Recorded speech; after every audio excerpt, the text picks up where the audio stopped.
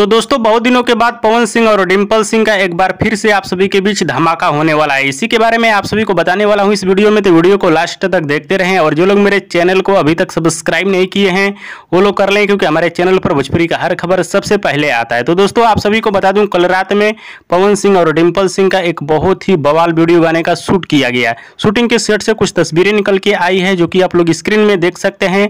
Photo में power star Pawan Singh और डिम्पल सिंह नजर आ रहे हैं। और आप सभी को बता दूं, ये गाना बहुत ही धाकड़ और बवाल गाना होने वाला है।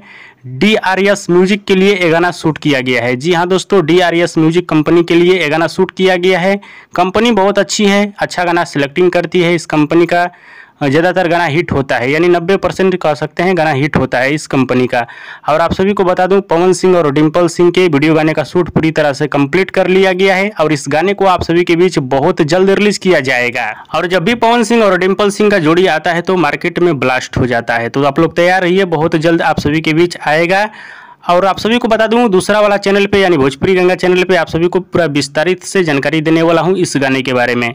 और दोस्तों भोजपुरी के पावर स्टार पवन सिंह का वीडियो पसंद आया तो ज़्यादा लाइक करें, कमेंट करें, शेयर करें, सब्सक्राइब करें। धन्यवाद दोस्तों।